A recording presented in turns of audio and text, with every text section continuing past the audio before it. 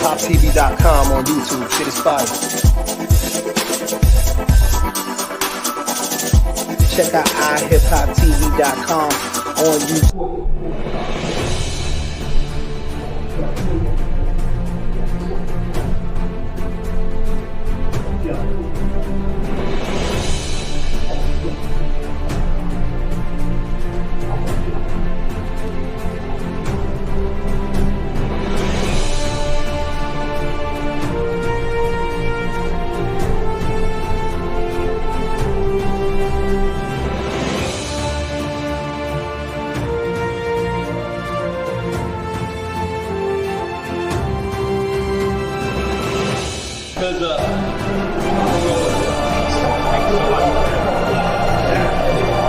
My lineage is dope. You're a screamer.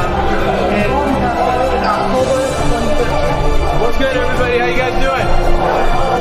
Closer and then sit down.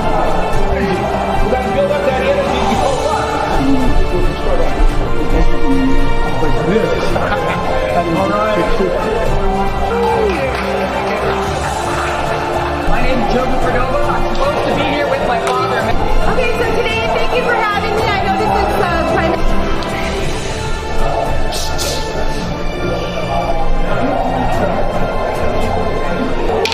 In a random outside drill. I need to get up. I check where. These arms, lock, stack, lock. So you can do pretty much a lot of crossbar. Bam, bam. First try. Bam, bam. Number two. Bam, bam.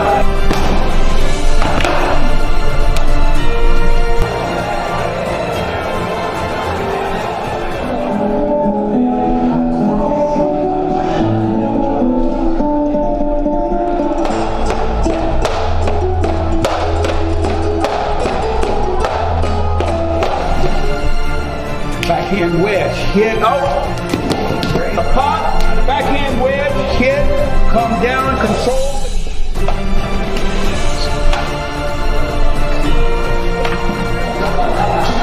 Yeah, this is my flat, so you guys are full. I shot your angle with it. Straight to the head.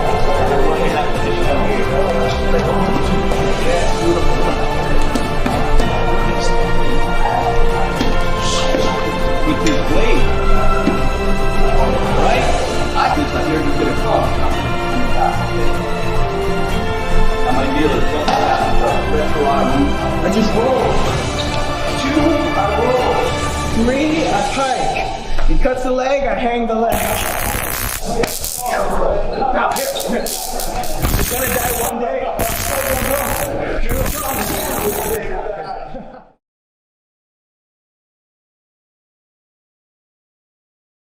True story. Black Asian mixed up Caucasian. Fire. Back up, back up. Back up for the baseline, you know.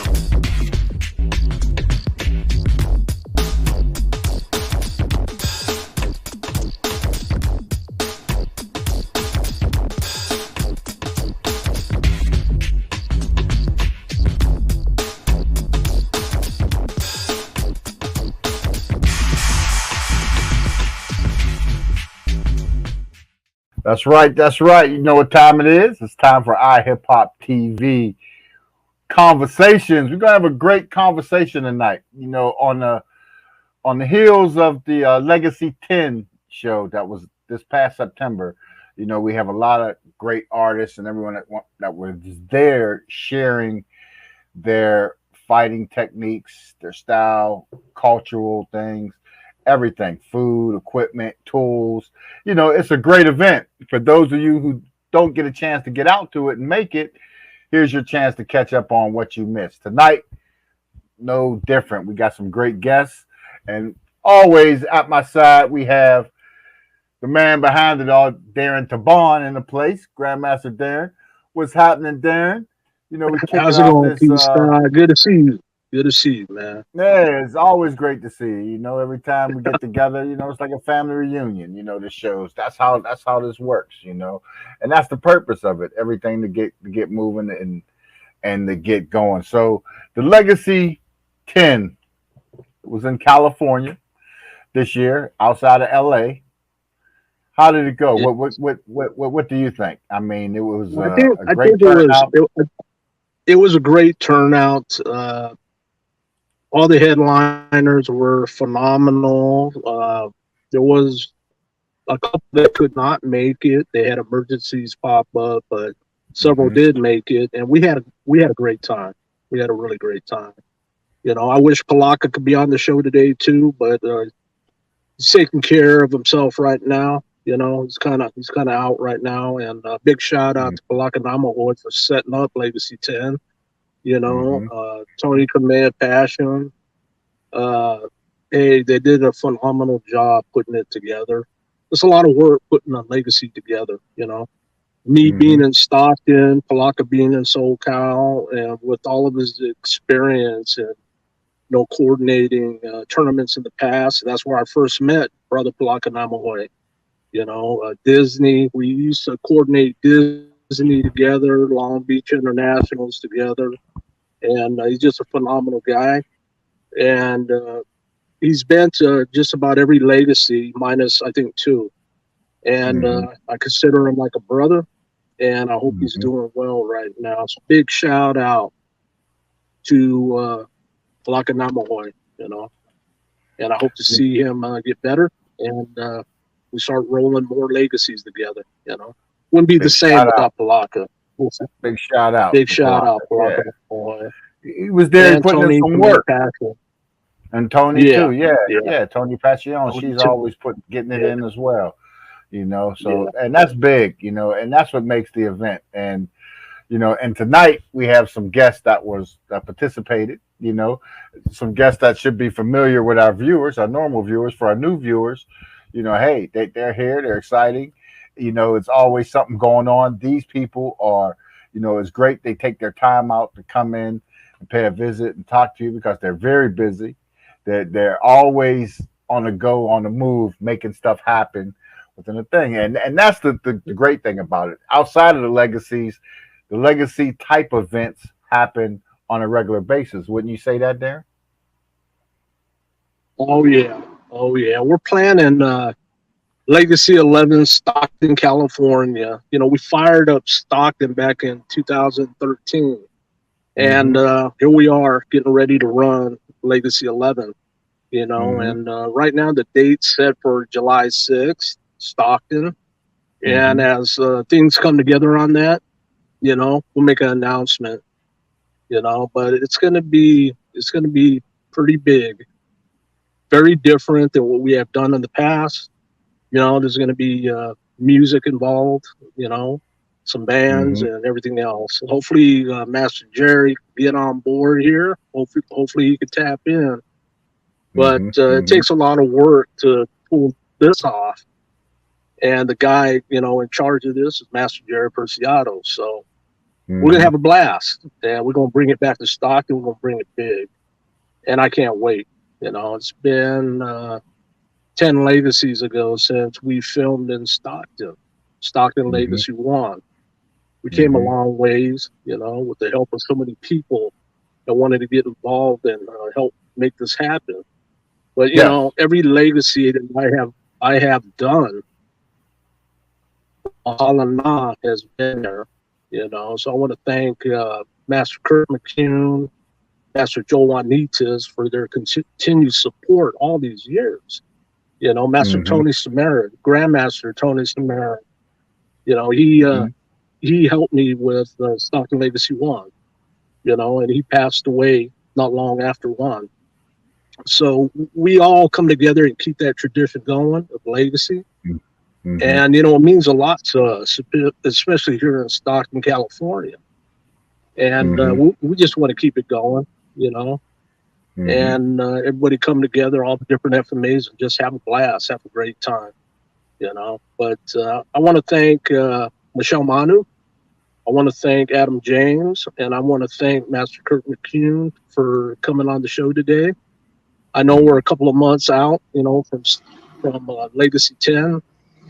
A lot of energy went on that week, and I know as time goes by, sometimes the energy kind of drifts, but I feel the energy now, you know. So I love to hear about their experience with Legacy 10. You know, Master Kirk, he's been in several. You know, I just love seeing him. I got to see his wife, and I got to see his child. You know, his youngest son, and that was heartwarming to see them. It's like it can be like a form of a reunion at times too. You know, when people get together. Yes, it is. You know, seen for years, bro. Every legacy is a reunion. It is for me. Every legacy is sentimental to me. You know, I want to do the best I can. I try to do the best I can. Sometimes a lot of it ain't in my hands, so I got to roll with it, and we got to make it happen, and it does happen. You know, but I'm going to continue to do as many as I can, and with the show, iHipHop, Roku, you know, it's a blessing. And I want to thank you, PStock. I want to thank Sultanuddin. You know, I want to thank Aldine 19, you know, for this opportunity.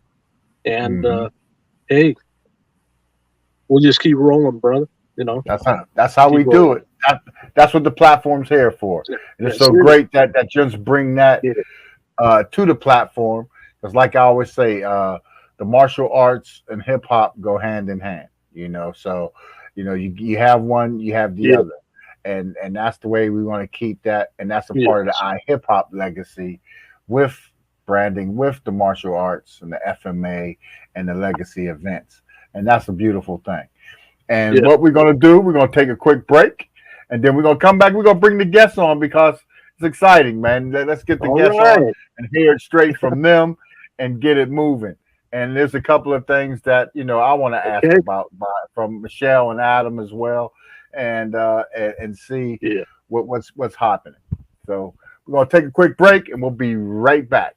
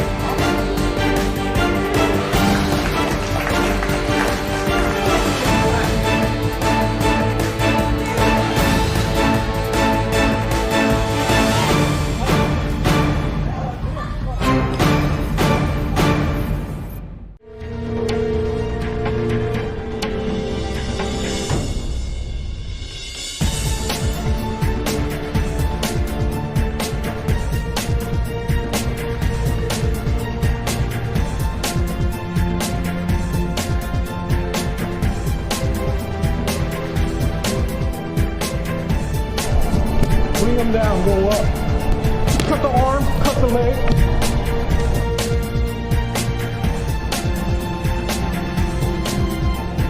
Pan, pan, boom, boom, boom. Just I'm gonna talk to the inside. Yeah.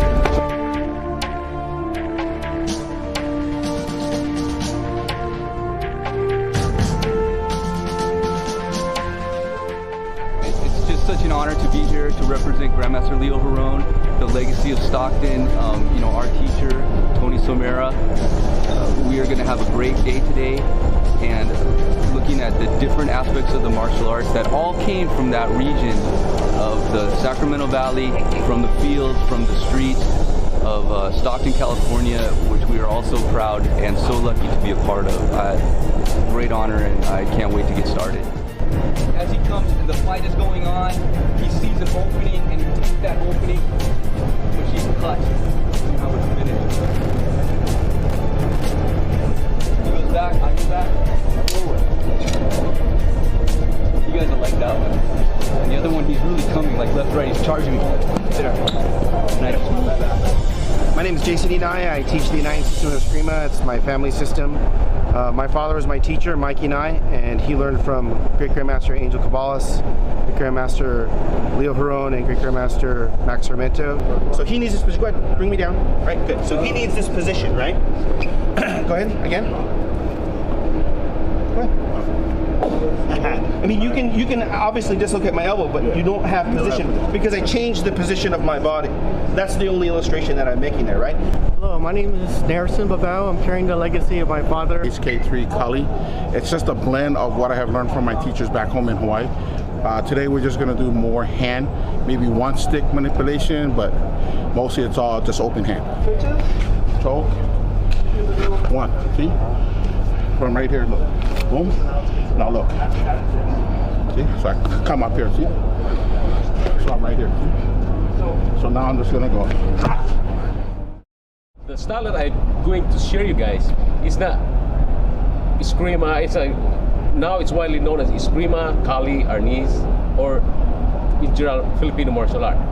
The moment he blocked, look at this, I can still do my counter attack.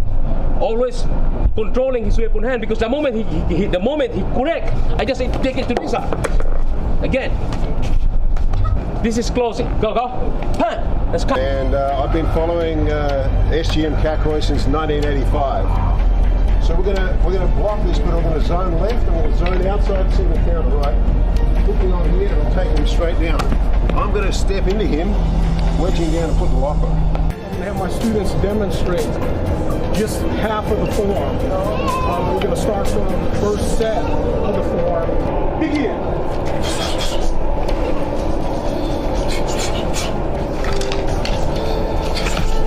The whole concept of this way of fighting is to get the reaction, to reverse his counters, okay? So if I'm here and I throw, he gotta block. If he doesn't block, I hit him.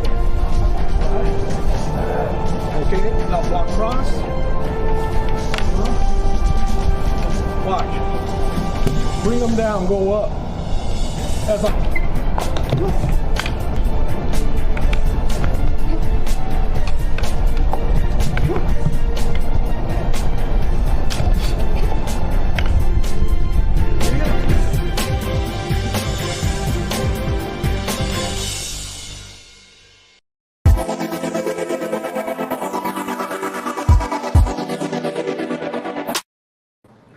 And we are back, and we have the crew. We got Adam James, we have Michelle Manu, and we have Kirk McCune in the place to be.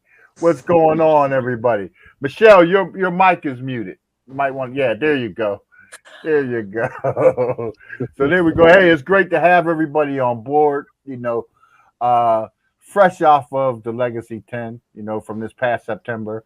Everybody had their own their own segments and their own part in the event, where they come and do some instructional stuff and show people what's happening, what's going on. And that's a beautiful thing right there to make happen, So, hey, what's going on, everybody? How's everybody? And, let's hear about it. Let's hear, about the experiences. And for Adam and Michelle, there's something, too, I want to talk to. And I guess, Darren, you should be a part. Maybe Palaka too.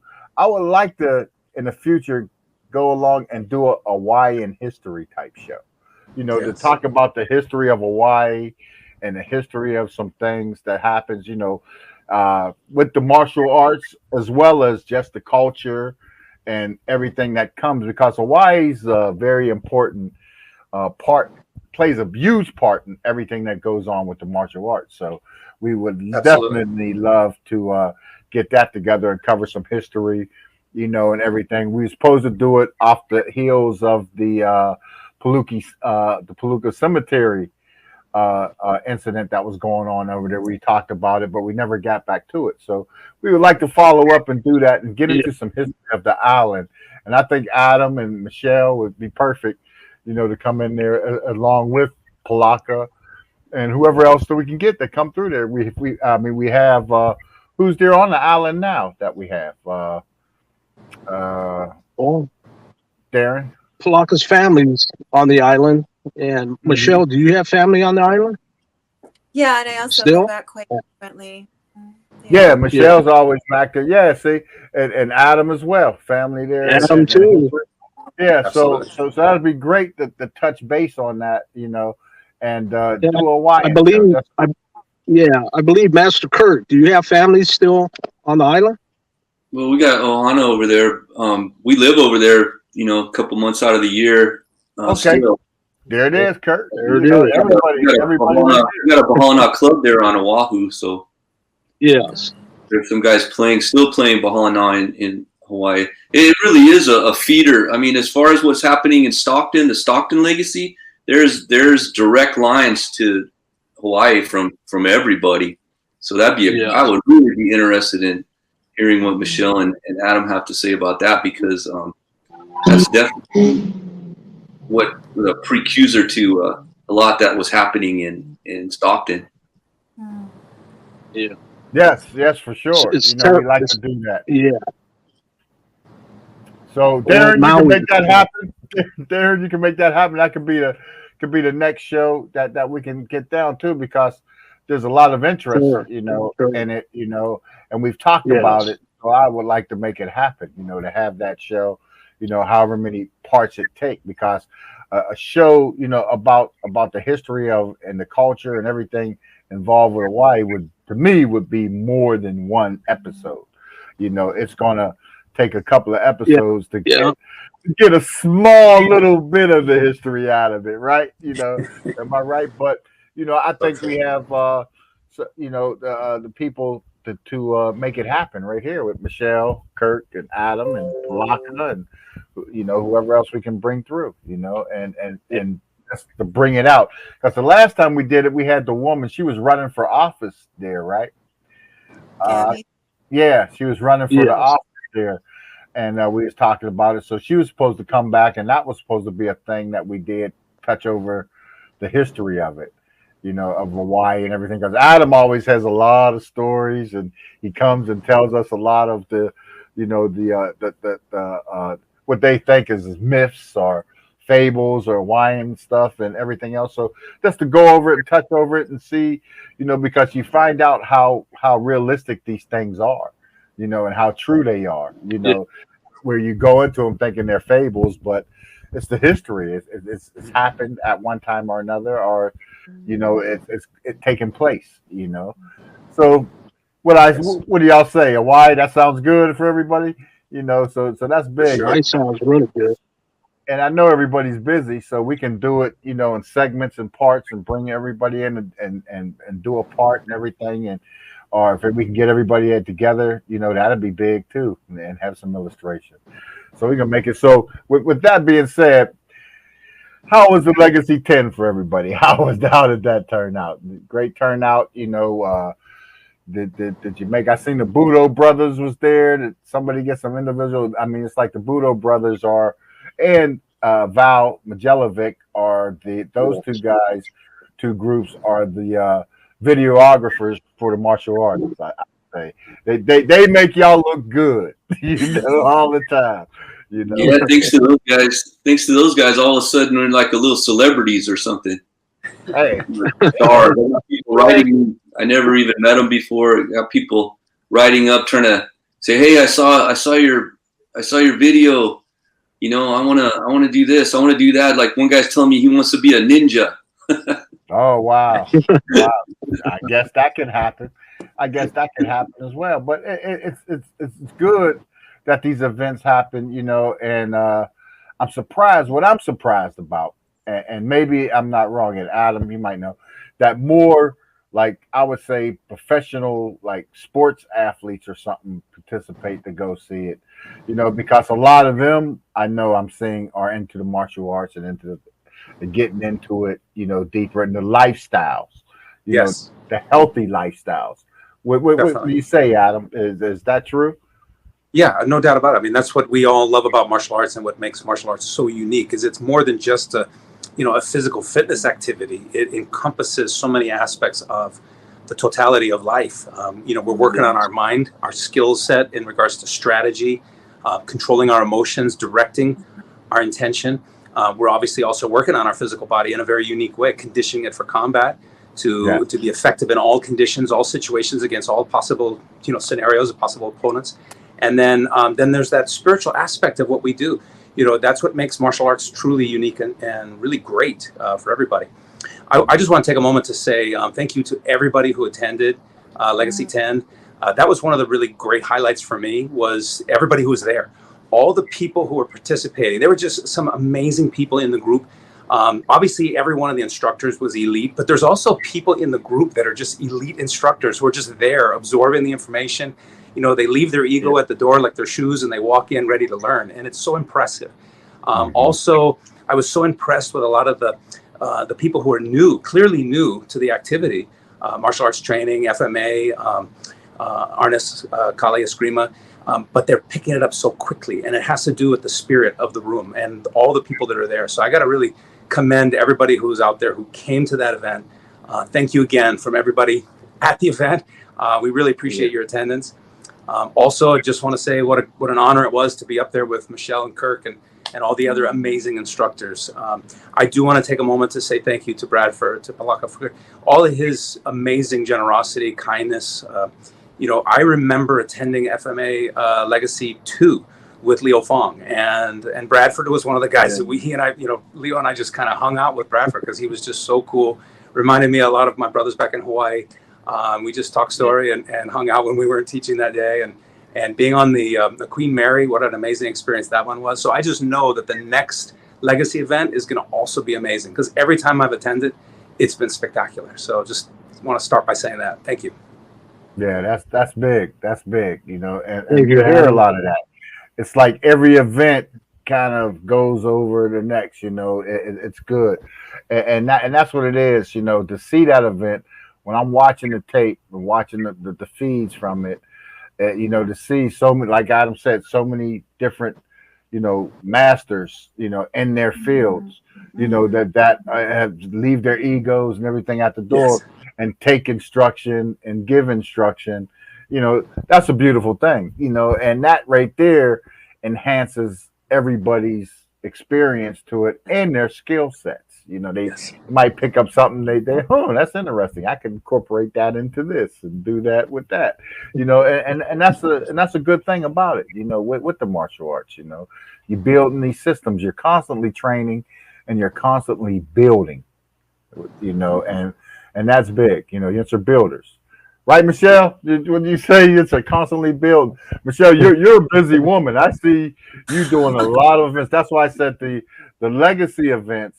You know, there's so many others. You know, you have the legacy events, which brings in the FMA, but then you have your own, you know, art forms, you know, events going on, and your own events going on. You know, how does that play in line with the legacy? Well, first, I just want to say I can't add anything to what Adam just said. I mean, mahalo all around. You're absolutely correct. I witnessed the same thing. That was my experience. Martial arts is like what Adam said. It's more of a spiritual thing than it is a physical thing. I think it's funny because we talk about this. Well, I do, like in my thesis, it was a lot to do with martial arts and it being medicine. And it was interesting how I'll bring in the woman factor because I'm a woman. I wasn't raised this way by my teacher, but it's funny, you men are so amazing at focusing, right? You can focus in and you do the technique, then you get the conditioning, then you know, your mind kind of, you get your mind in check first, where it's like opposite for women today. When they learn martial arts, they have to believe first, then they have to like, get the conditioning, and then they put together the techniques. So it's really backwards. So it was interesting to watch some of the women that were there too, that just jump in and overcome their mind and the belief that maybe they couldn't do it, and they started to do it. And I think that's what I saw during my session, is some of the women just like, oh, I can do that. Of course you could do that.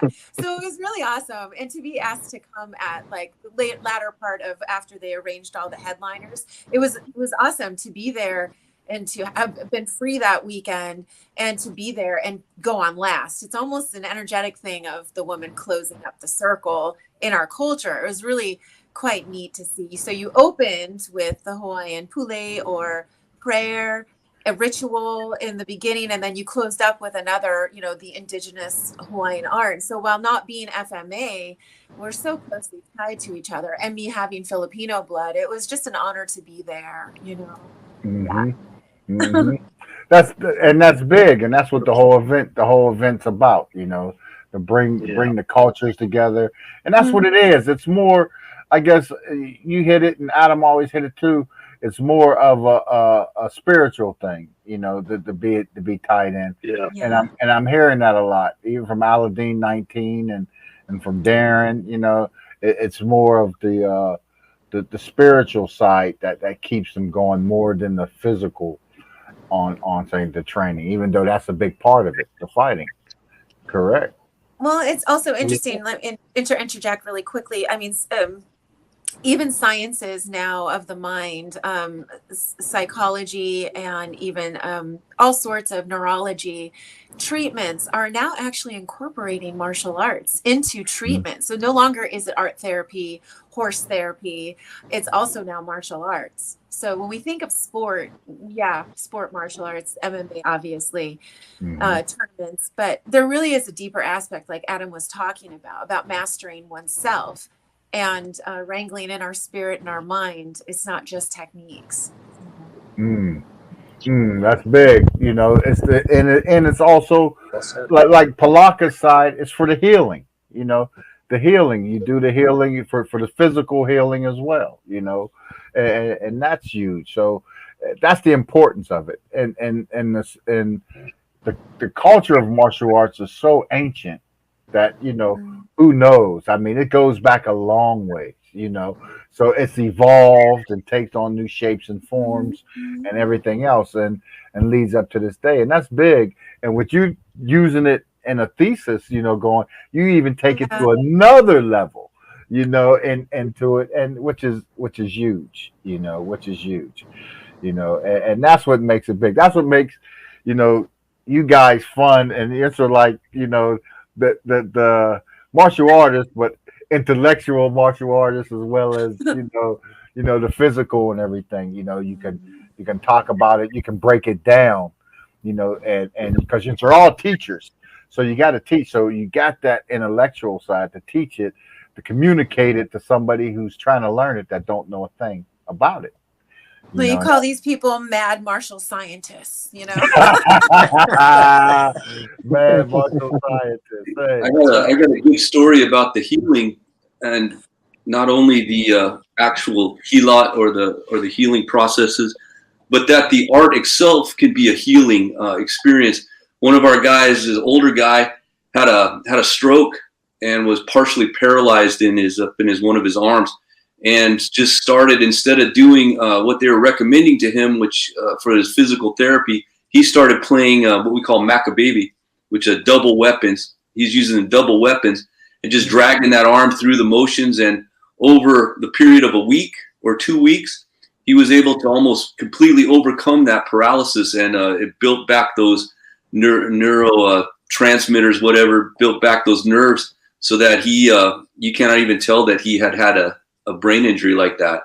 And even the doctor was amazed by it. And I really feel that is a great power of the martial arts. That's an extreme case of a healing sort of process, but just the amount of calmness that I receive from training, or teaching or, whatever we're doing with the art is very powerful for me too. So I really key on that idea of healing.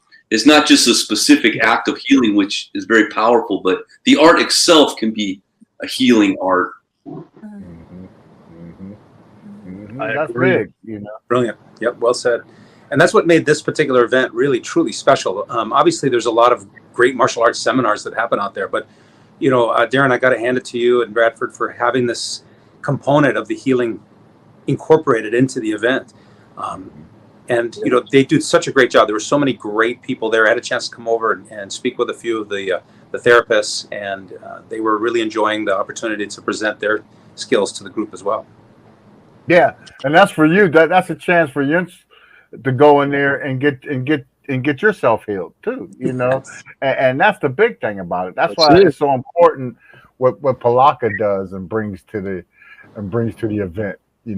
Perfect mix. I know the Grandmaster Haron. My teacher. He had healing in his teaching. And he would say, you're going to learn how to break somebody. You got to put them back together too. Yeah. That's what I hear from Palaka and everybody. If you break them up, you got to be able to break it. Got to be able to fix it. Got to be able we do it naturally just with our training partners. I know all you guys train just as hard as we do, and you get busted up, and you don't got time to be going to the doctor and doing this and that. And we've done stitches, we've done cold compress. Straight first aid, right on the spot. You figure it out how to keep going.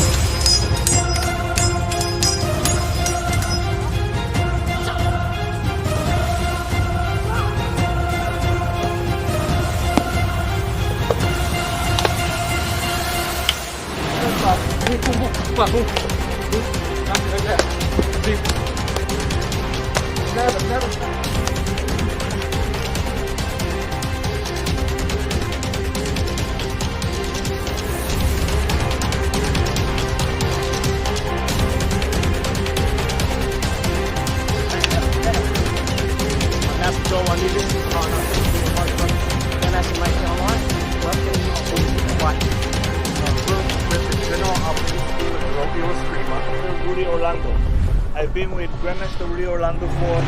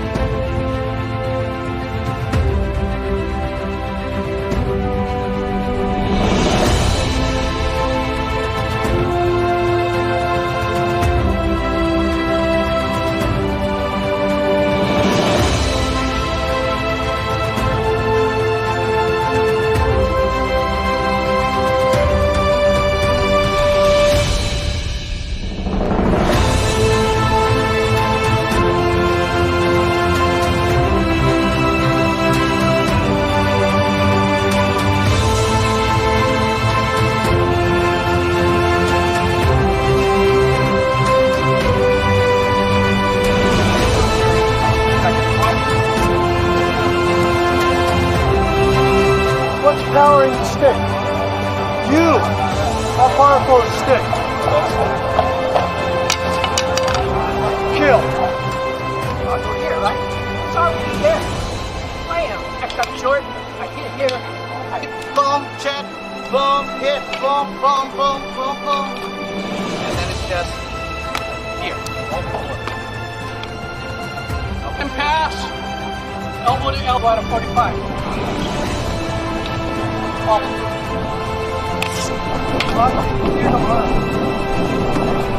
Again, it's coming here. So all we're just doing is pulling it in. Snake this hand, hit to the back of the neck, pull it in, come here. Hunting you down like a tiger, ready to eat you. Chase! Chase me! Back to here! Watch here! I can go here! I can go here! Now we're back. Come on, boys! That's it! Take it!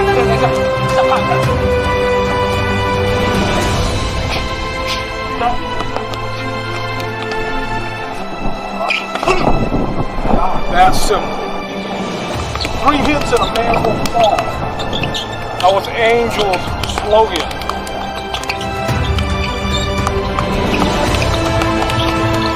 Get it?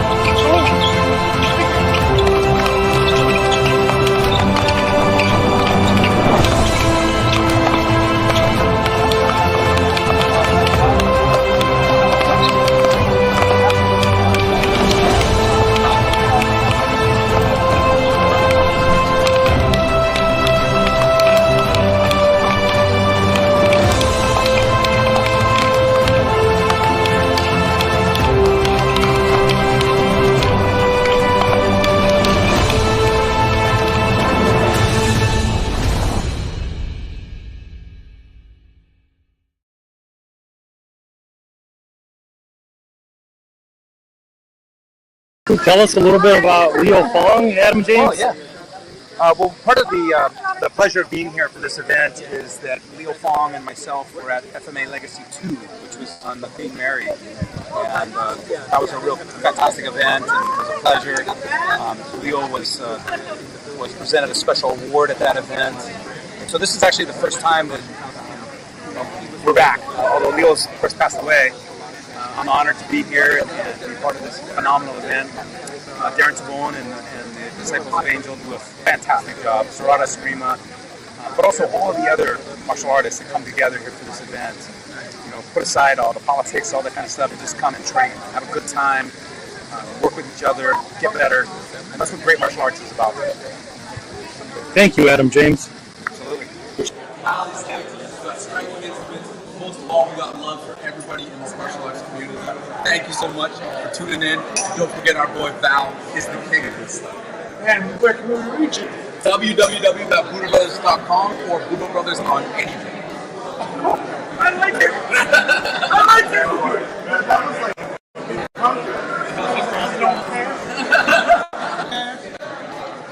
I gotta get on this side. You're live on Roku.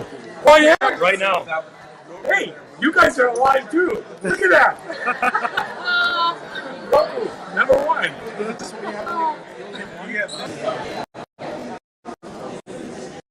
I got that one. So we have to rock.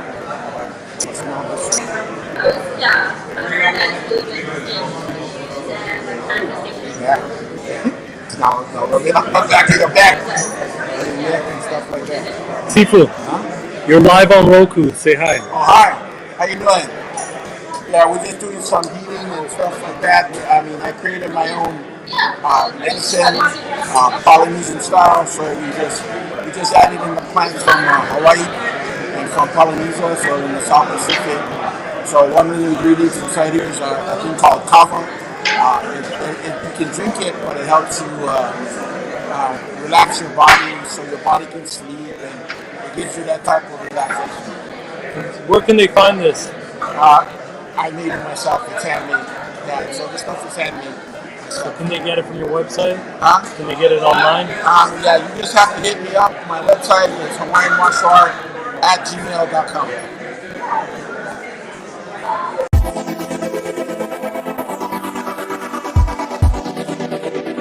going back to the beginning of legacies, you know, and I've told this story over and over again.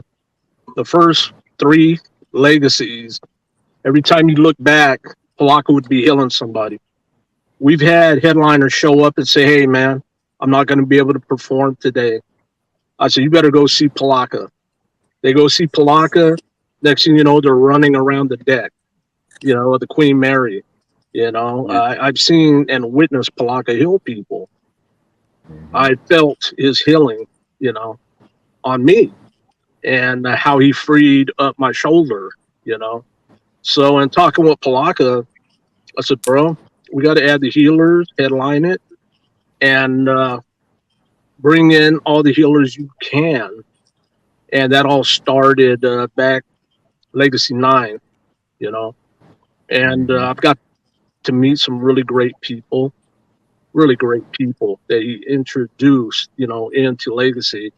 And we've had them on shows, PStock. We got to talk to some of them, Rita, Tony, you know, just really great people.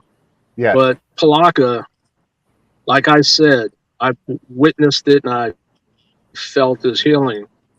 The man got steel tip fingers. I'm telling you, they're like steel. And he can break anything down and make you feel much better. Oh, it hurts.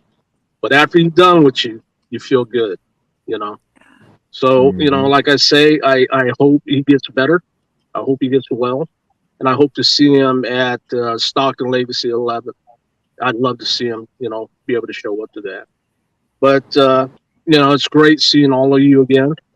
And I'm open for ideas to try to make the best legacies we could ever do. And I just need folks like yourselves to communicate with me, give me some ideas, let's work together, and let's create another legacy that's going to be phenomenal. You know, I think they've all been phenomenal. I think the saddest thing is how many people we have lost already since Stockton Legacy 1. You know, I've lost a lot of good friends and good people, but we captured on the legacy. And just that part of the legacy, they could keep living on, you know. The late Leo Fong, the late Rene Latosa, late Grandmaster Tony Samara, Brian Spinks, who was at Las Vegas, Legacy 9. He passed away shortly after Legacy, you know, in a car accident. So we continue to lose so many great people that have been a part of the legacy, you know. And that's why a lot of these legacies are so sentimental to me, because tomorrow ain't promised to none of us, you see. So anytime we even film a show such as this on iHipHop, you know, we're not promised tomorrow, we're not promised next week. So to capture it, you know, and everybody tell the story, talk their story, you know, is sentimental to me. Film is very powerful. It's a digital documentation of each and every one of us. So, you know, looking at the legacy, it's gotten so much deeper and sentimental to me, you know, working with so many great people. But I'll tell you this, PStock. Yeah. You can talk in a show like this, but at Legacy, when people like Master Kirk or Michelle or Adam get on the floor, they all go into a zone of teaching, a zone of demonstrating. Yeah. We all do that.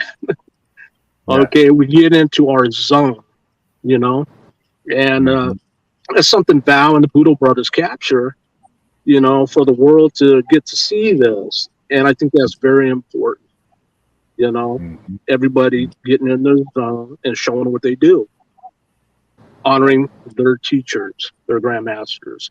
So, you know, I wish there was more film of my teacher. There isn't. There's not a lot. So that's why I came up with this idea to try to capture everybody that's alive and healthy and can still move and teach these arts. So let's keep it rolling, you know?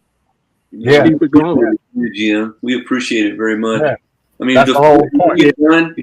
PStock, you look around. We were just at a couple of things in the last few weeks where we were working in collaboration with other groups, just in a similar way, not as big as the Legacy event, but more local events. But those kind of things did not used to happen. This is a new phenomenon, I feel, and it's very important. And I give a lot of credit to GM Tibon, for making it viable. And in that way, viable, living. This is a living art. This is the living art of our teacher. And in that way, every time we show a technique, every time we talk about these men and women that taught us, that's keeping their memory alive. They know that their legacy is strong. And it's such an aptly named event, the Legacy event, because this is the direct line back to those founding people who sacrificed everything so that we could have the knowledge now. And it's just a phenomenal event. So, thank you, GM, for everything you do. We really appreciate it. And it's making benefit because people are, I don't want to say copying, but people are realizing that it's possible to make these things happen and, reach a wider audience through our cooperation. That's unheard of, and especially in the Filipino arts. Yeah. This is a fighting art. These are fighting arts, and people like to fight. Mm-hmm. So I think we're learning. We're learning to cooperate a little bit for the greater good, and I think it's all positive. Yeah, I agree. Well said. I think so too. And with all of that being said in the thing, now before the next Legacy comes in, what's on the schedule for everybody? I like everybody to let the viewers know what's happening with them now and what's coming up. Where can they come out and maybe, catch one of your seminars or catch you and see, because there are people that shows interest, of that, especially on the West Coast in California. A lot of people, hey, PStock, how can I'm thinking about taking up, I want to get with somebody and learn. So, all that's important. So these are seen by people that are interested. So, what's happening, Michelle? What's going on with you? Let everybody know, what you're doing. Any seminars or events, and how can they can check it out and follow you. Oh, thanks, PStock. I'm already tired thinking about next year, at least the first half. I'll be Oregon, Atlanta, Zurich, Hawaii Island.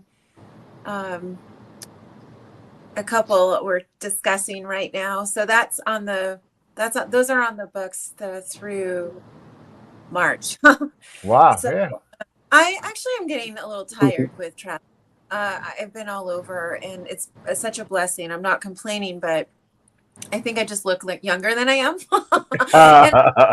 And I also am a school head and a system head, and I never really wanted a school, but my students kept appearing, so I have a school, and I have two in Hawaii and one here on the continent, and it's difficult because I'm married now. To try to balance the days where I'm out and have to, of course, they can always take the frozen food from the classroom. That's fine. Thaw it out and study. I'm there. It's a recorded class that took place. But I also have two kumukokua, which are assistant instructors that can take over when I'm not here. But I like to be in class, and I like to see everyone's progression. I'm a hands-on kumu in more than one way.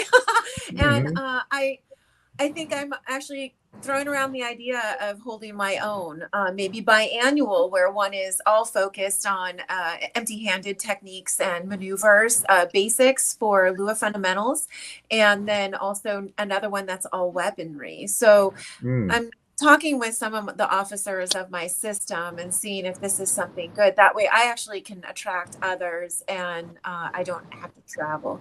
So that's what is martial, but yet not martial related, as I was contacted to choreograph some domestic violence scenes, obviously fight scenes. And when I met with the production that is gathered already in Hollywood Hills about 4 weeks ago, I was actually asked to step into the role as the director. And I said, I've co-produced, but I've never, ever been a director. And after duress and pleading and persuasion, I agreed. So I am currently going to finish my first screenwriting class in the middle of December because I thought it would be very helpful for me to understand more as I'm directing. And I think we begin filming in January. I'll know this week. So it's turned into much more than me just not using Lua, because I would never use Lua in a domestic violence sense. But I mean, all of us can choreograph some horrific domestic violence scenes. So I'll be doing that, but also behind the camera as well as director. So I'm pretty excited for the new opportunity. So we'll see what happens. That's big. That is exciting. Huge. That's real big. That's huge. Yeah. Yeah. See? Huge. See? Congratulations. It's happening. It's happening. It's happening. How about you, Adam? What's this going? You're in the same sense. You're doing film and shows and everything. You know, what's going on? Yes. Well, I believe many of you know that I'm in a new streaming series called Doc Savage, Man of Copper. So that has completed the filming of the first 3 episodes, season 1. And our executive producer was down here in Los Angeles this week for an event called American Film Market, AFM. And we're seeking out distribution for our project. We are very excited to announce that we're going to be doing a special screening at Comic-Con Bakersfield on November 19th. So this is an event that's an official Comic-Con event. It's not the one in San Diego that a lot of people think of, but it is an official Comic-Con event, and it's an honor to be a part of it. Myself and the gentleman who plays our main villain, Americus Abasamas, attended Comic-Con Bakersfield last year when we first announced the new show, and we made an appearance there. And so we're coming back 1 year later to do a special screening.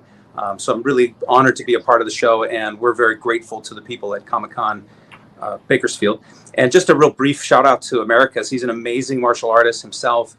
He's a former USA sumo champion. He's an actor. He's in Boba Fett. He was in Pirates of the Caribbean. Just a terrific martial arts actor, gentleman. Honored to be part of having him on our project as well. And then, of course, with my martial arts work, Rainbow Warrior Martial Arts, doing a lot of things there. We are teamed up or partnered with the National College of Exercise Professionals, NCEP, which is a personal training certification company. And we do an MMA trainer certification where we teach the students how to be a strength and conditioning coach for martial arts athletes, for MMA athletes specifically. But also what makes our program very unique is that we also coach them on how to be a trainer or a coach in the sport and how to move and elevate themselves as a professional in that industry. So if anybody wants more information about all that stuff, you can go to the website rainbowwarriormartialarts.com or NCEP Fitness for our fitness stuff, ncepfitness.com. And then for the TV show, it's docsavage.com. But it's Doc with a K, so it's D-O-K, and it's Savage with a U, S-A-U-V-A-G-E. Big, very big, very big. Thank you. It's happening. Kurt, how about you? What you got going coming up, Kurt? Gee, compared to these guys, I'm like laying in a hammock taking a nap. If anyone is interested in what we're doing, we finally have a viable website. It's bahalana.org, and most of the things are on there. And you can always contact me or contact Master Joel Juanitas, and we're glad to talk with anybody, and we'll help as much as we can if you want to learn some of our art.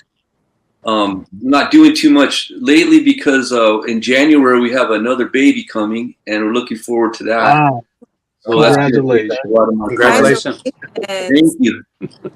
Yeah, but we tend to stick close to home, and I just was struck by how we're talking about video, and that was really awesome that it's being recorded. That's very important. But I think you guys would agree that you cannot beat that experience of touching blades or touching hands and the energy that's connected. Because whenever I watch video, especially of something that's very dynamic, like when I was looking at some video of one of our graduation events recently, and it doesn't look like what I experienced at that moment. It seems like something different. It doesn't have that power and the energy. So, we love to be together in class. There's classes in Bahalana being taught all over the world every week. And I would encourage anyone, if you're interested in it, we'll find you a teacher who's close to you. Maybe you can attend the class, or maybe we'll get you going enough where you can start a little training group on your own, and you can start teaching what you've learned. That's kind of what we're working on. Just the week by week, day by day, that idea of culture, that big, the macro idea of culture. The micro ideas is what we do. We're the family art. We do these things whether we're hanging out at the barbecue, if we're down on the beach, if we're hanging out in the backyard here.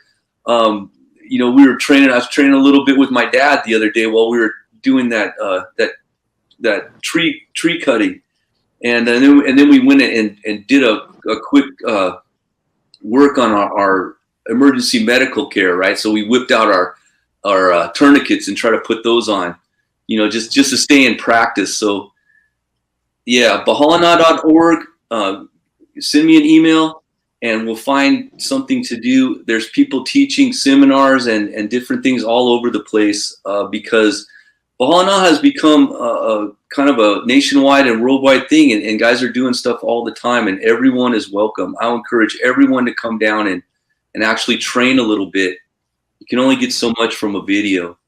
And if you are anywhere close to Stockton, California for the Legacy 11, you got to go to it, because no matter how great the experience is on those videos, as good as Val does, it can't compare to that energy and the camaraderie and the family feeling of that culture that is contained in that training ground. It's almost a sacred space.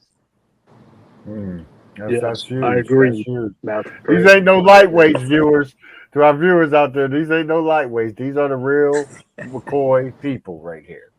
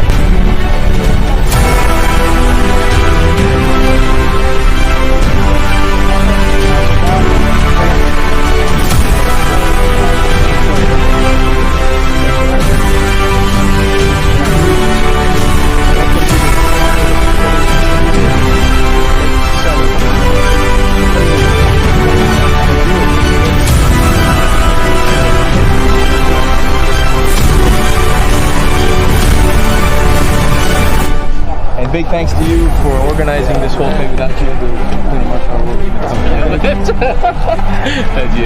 1996 is really yeah, my own Legacy 7.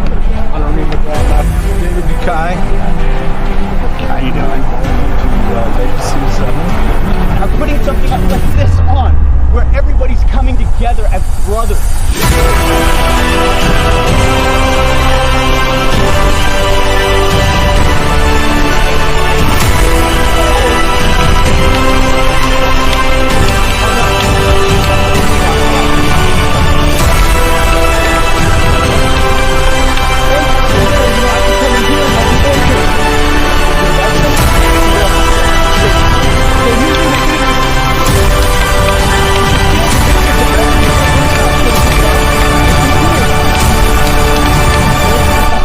It up with a clip.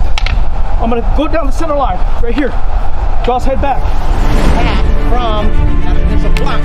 The point comes in, I'm coming in. So wherever that face is and your end points up, that's where you're gonna come from next. Boom. Boom. Wherever you're gonna go. That's your feeler. That's like your antenna. You know the distance now. Now I want to go in. So I have the knife is quick. So now I'm gonna boom, here, stop. Now I want to go in. I can move this. Instead of coming here, I hit him here. I pull him down. You see? And I hold this. I can go into this move and break his neck. Or I can step open, pop him here, uppercut, side, down the pipe. That's what you just do. Pick up pressure, and then you get the other side.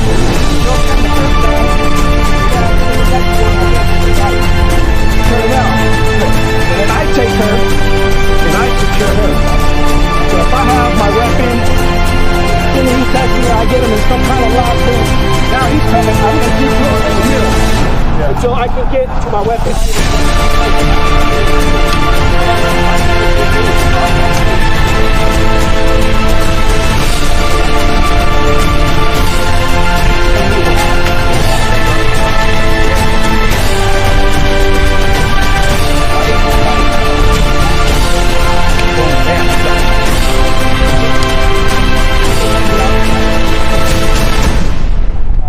Begin.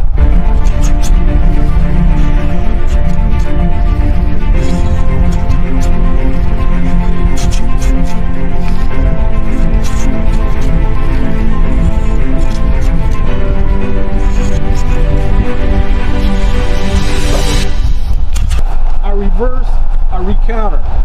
See that? If he blocks, I reverse and I recounter. It's called quick check. First move, second move, third move.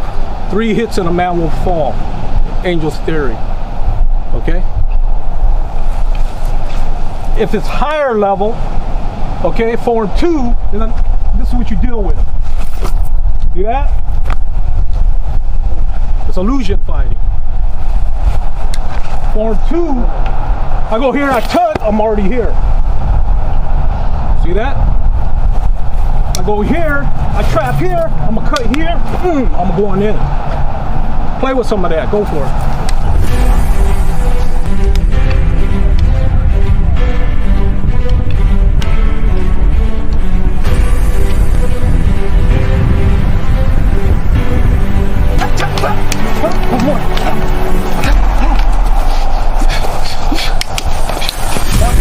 I can expand. Because I'm pulling and I'm shifting my weight. You can see I'm driving him to the ground. You need to develop this kind of mechanics. When you really start to move, we're starting. I know many of you already have seen and done a tapping nice drill or drill where we start to move. What I'm doing is starting to get him to move. I want him to move. I want him to move. Then I want to feed him the intensity.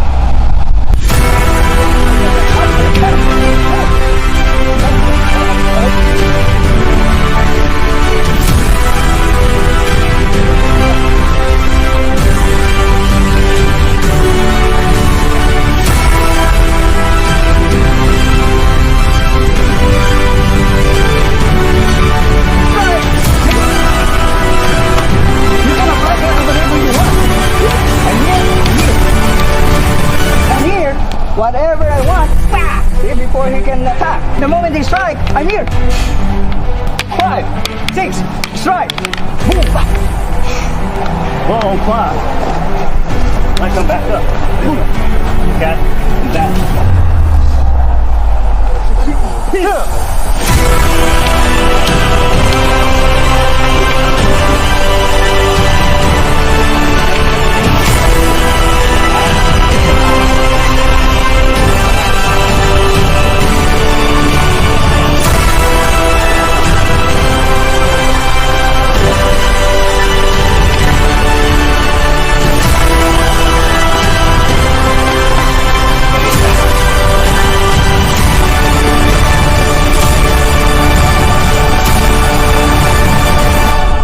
Thank you very much.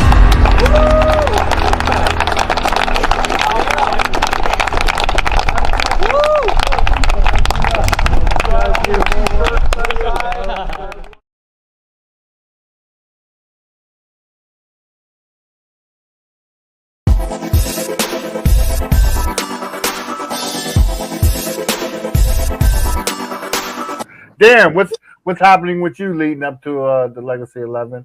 You know, let the people know. Of course, I'm constantly working on constantly working on legacy, but as far as representation, I could say happily I have people worldwide.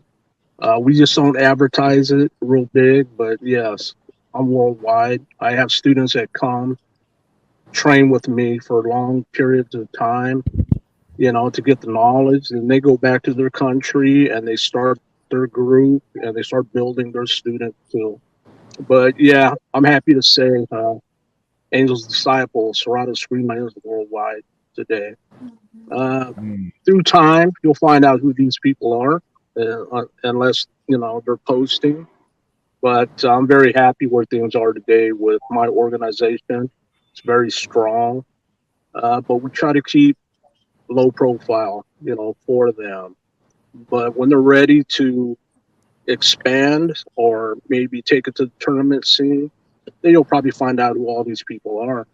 But yeah, been spending a lot of time helping and support my grandson play his ball. But he's also training very hard. He's 14 years old now. Trains with his dad. He trains with me and all the other students of Stockton. And it's really fun watching my grandson grow and develop and train. All my students, all my younger students, they're like my kids. I look at them like that. But the majority of all of the kids I've ever trained, their parents were training with me. So they also have their parents, their fathers to help, help them train. And then they come to Stockton and we all get together and then they get chiseled. So I've been doing this for many years, 30 some odd years now. And I've met so many great, phenomenal students. And then I got to look at my son, Ches Sr., and what he did throughout being a young man. So what's going on right now is he has such a vast amount of fights, probably over 300 fights from various tournaments, including almost 7 years of me running tournaments, Disney scene, Stockton Legacy, Long Beach International. So what's happening right now is all of his past fights, he's got fights going back 8 years old. We're building a collage of his growth at 8 all the way up to when he last competed. And it's amazing how much footage we have of him, So through my video series, people could watch him perform the technique technically, but for them to see him full contact, it's a whole different arena, same art. So I want people, I've done videos with Val going way back to 2011. And you see this young man demonstrating my curriculum of what I built. But to see him fight, it's a whole different thing. Full contact is brutal. It is. But to capture the techniques taught by my late grandmaster and then put into a full contact scene, I think people will really enjoy that. Really enjoy it. So we're working on that right now too. So hopefully once it's ready, I'll start posting it on Facebook and Twitter of his past fights. And I think people will enjoy it. They only see him as the kid demoing, the guy demoing, oh, he's good, he's fast. But when you watch him full contact, the art comes alive in a dueling aspect. And I think I want to get back into that sector, full contact. Okay. I ran the Stockton Legacy tournament almost 7 years. I was with Disney 6 years, going into 7 years. And I think I coordinated 3 full contact FMA tournaments with Long Beach. So you compile all that together, plus all the other tournaments that I brought teams to. We've got a huge, vast amount of full contact footage that I've never put out in public. And after all these years, 17, 18 years, 30 years of tournaments, we're putting it all together. Yeah. Putting it all together. So that's what I'm working on too, other than having students come in from international countries that I'm training, you know, they're training with me. Then they go back home and they share the knowledge. So that's where I'm at with Angels and Disciples. And the legacy is a huge passion of mine. You know, it gives me an opportunity to meet so many great people and get to see them in their zone. You know, to talk to people like Michelle and Adam and Master Kirk, but then when you see them in their zone, you see that whole martial culture come out of them and what they got from their teachers and how they express themselves. I don't think there's a better experience to get to see each and every one of you get up there and do your thing, get in your zone, you know. But Michelle, she's a dangerous woman. Very dangerous woman. She's a phenomenal martial artist. Phenomenal. But don't let her tie a rope around your neck. Don't let her. Just like, don't hang your fingers to Professor Hundin. Don't do that. Oh, yeah. You give Hundin your fingers, he's going to roll you around. He's going to flip you around. You're asking for it. And it's funny because I had a buddy send me the tape of Professor Hundin saying, I got to learn this. Saying, I got to learn this. And I'm like, oh, wow. I says, well, you be on the show. I'm like, he said, I know. That's why I got to. That's what I'm saying. People, if I was in the same area as y'all, all my grandkids and kids would be going. I can't speak for my kids. My grandkids, definitely. I'd have them in. Hey, you see what? Hey, PStock. You see what he named his videos? Insane Dance of Pain. Oh yeah, that's what he calls his stuff. The Insane Dance of Pain. That's exactly what it is. That's exactly what it is. Oh man. But I would like that, you know. Like I said, I would, you know, and family is very important. I would love to have them train under you and get prepared, you know, with some of the skills and the life skills and everything that just offer. You know, I think that's huge, and I would like to, you know, I would like to, and I don't know, maybe the legacy coming up, Legacy 11, I might have to sit down and talk to DeMar and see if they want to come out there and maybe do the CPR thing too, do the CPR training and everything that they do. You know, you know, I'm not sure if y'all familiar. Our grandson is DeMar Hamlin, you know, for the Buffalo Bills. On the field. Buffalo Bills, man. So they do a lot of CPR trainings and stuff now. They're in They're playing right now. You know, he's not active, but they was up there earlier training with the CPR, and I've been through it, the hands-free CPR, which has become useful in the communities. You know, and most institutions might already have that, but it becomes useful, and even the coach, the defensive coordinator for the Los Angeles Rams, went through one of his courses and then had to turn around and use it to save a kid's life. So it's very useful, very important. The hands-free CPR really works. Very important. So yeah, like to incorporate that and get that into it too, because, you know, it has instructors and everything going out there, you know, in different area, different people. You don't know the people's heart conditions coming in sometimes, you know. You have to determine that on your own to figure out the heart conditions. And then once you do, so it could be something useful, you know, for everybody to learn. And it's pretty simple. You know, I went through it. The American Heart Association comes in there with the little dolls and shows you how to do it, you know, the hands free. So it's real different compared to what you used to learn. Yeah, my company, I started certifying in CPR over 40 years ago. So I know what you went through. Yeah. All the supervisors and managers had to take that, you know. So I've been through all the courses. I think every other year we had to recertify CPR.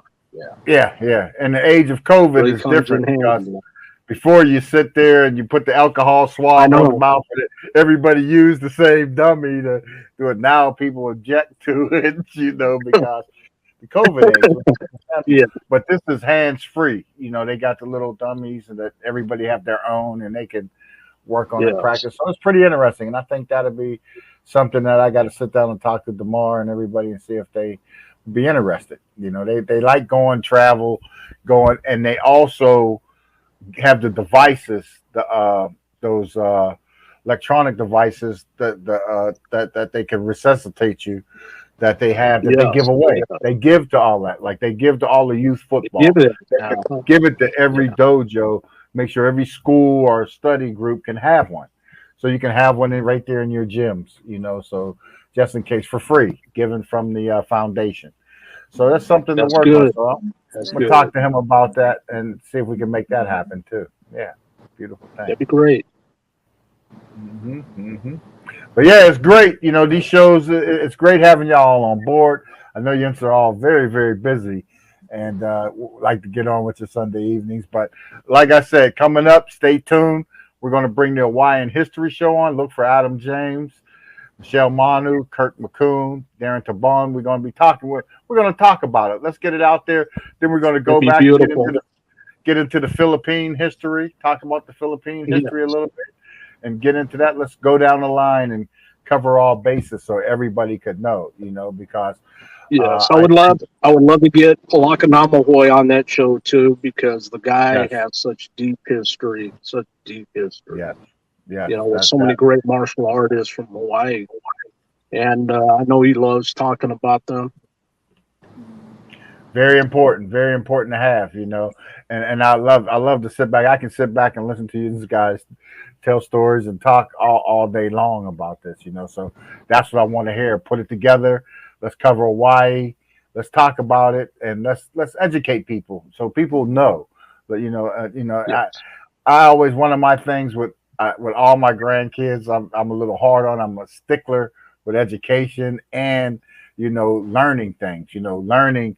I grew up. My parents always taught me the more you learn about somebody else and their culture, the better person you are. So that's the way I always go at things. We go at things that way, and that's the way I like them to go forward. Learn as much as you can about as many different people makes you a whole person. So that's what I want to see happen. And you guys are the best guys. PStock, that's the same way I look at legacies. To watch every headliner go up and perform, I'm learning. Just by watching. Yeah.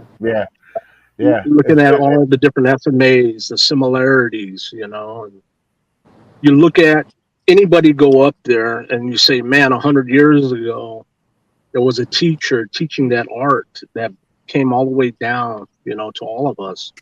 And I'm just amazed with it, truly amazed with watching all the different martial arts. Adam James, Leo Fong, Leo trained with Bruce, and Leo trained with the late Grandmaster Angel Cabales. And to see what he did to incorporate Serrata Screamer into his art with the footwork, and Adam showed that, at the past legacies he was at. And it's just amazing to see this, how somebody from way back can impact today. And that's what Master Kirk's doing. That's what I'm doing. Michelle's doing, Adam, and everybody else. Somebody had to teach us what we learned. And we're just passing on the knowledge. That way it never dies. Yeah. And I think that's why legacy was so important for me, We don't want to Darren, die. quick question. Yeah. Quick question for you, Darren. After 11 legacies, and I know it's hard to pick out anybody, and you're not picking anybody out because they're better than anybody else, but are there any particular instructors that you really remember fondly, their instruction that they did that day at any of the legacies? Everyone. To pop in a legacy from way back and pop it in or watch it. I love it all. I truly do. I love watching the Dorobio. I love watching Bahalana. I love watching it all. I love watching Michelle, what she had to offer. Everybody, because everybody is giving themselves. They're going up there and they're expressing their knowledge of what was taught to them.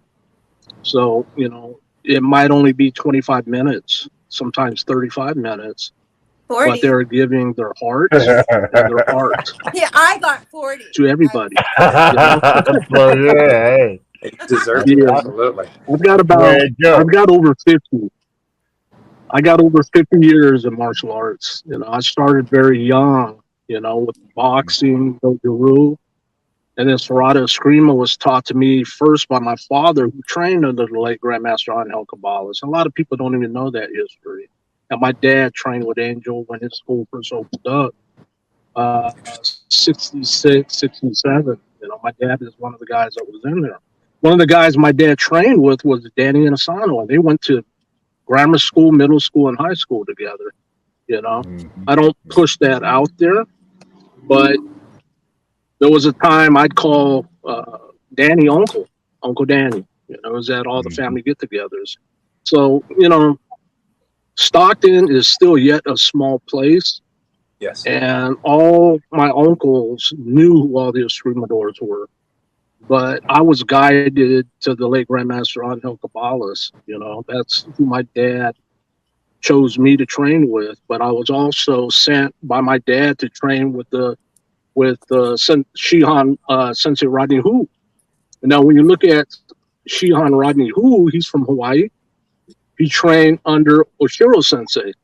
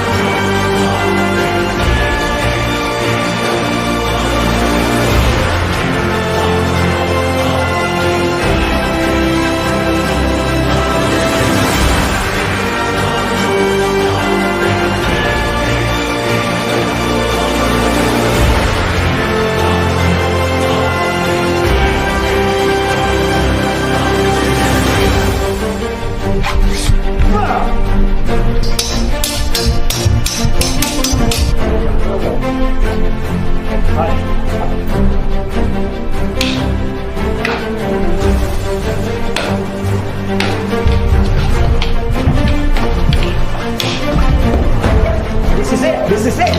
There's no such black for the window. There you go.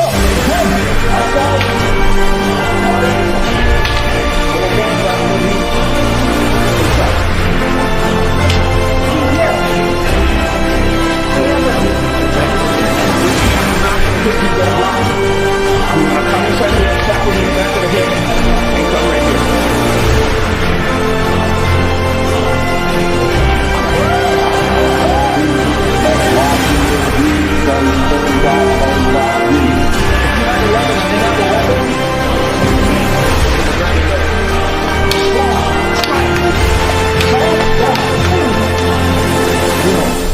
Forward fast. Keep reflexes. Five. I just like the way the move, Jeff. Comes in. All right. Break that neck.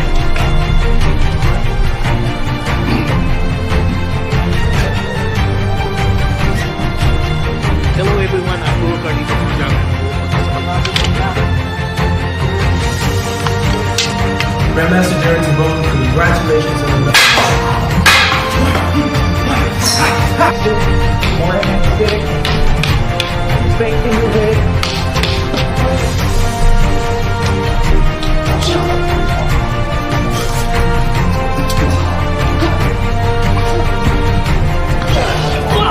Give you the first one.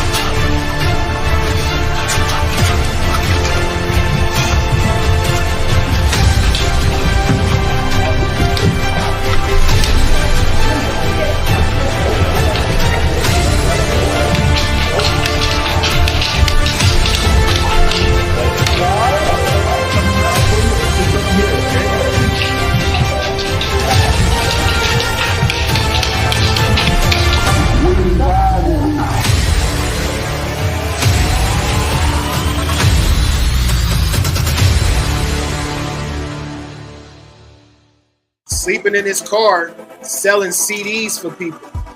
Like my big bro Juice, Bullies with Fullies, that put me in the game. Get Paid Music Group, Black Sea, RBL Posse. That smile will purify your soul. Being an artist and being creative and make you take these type of, initiatives to, get to the next level or accomplish the next goal. Dwayne Wiggins was right there with us. Yeah. He came up to me after. He said, "Young Blood, man, your music is awesome." He said, "Man, I know you grinding and doing your thing. Man, keep going."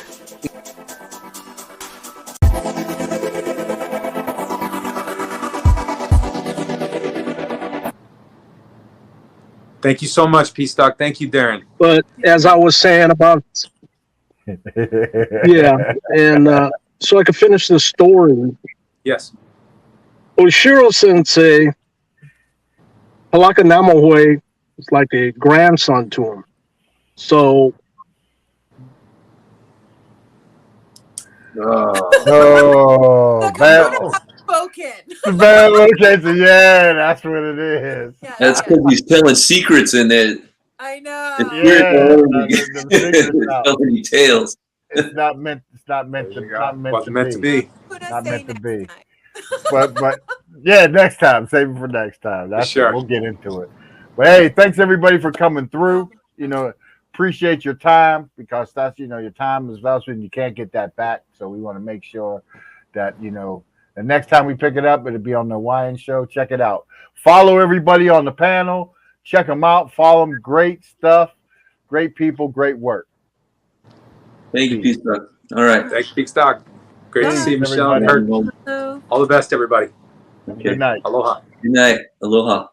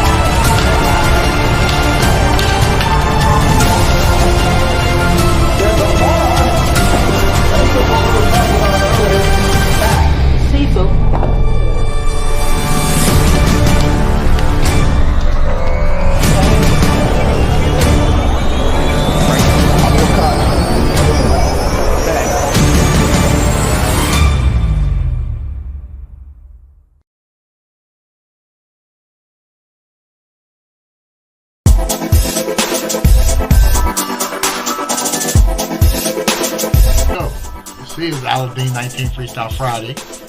I'm your host, PStock. Let's go.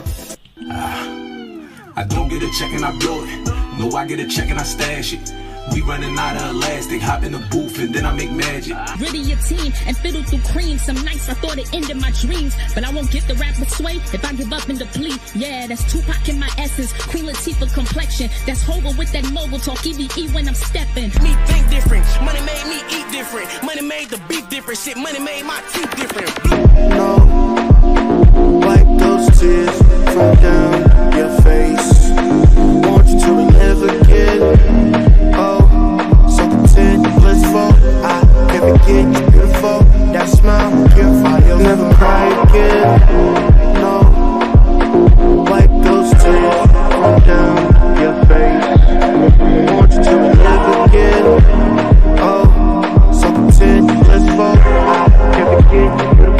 That smile will purify your soul. I'm on to the new, now with the old. Just move the load on the road so cold. Got it home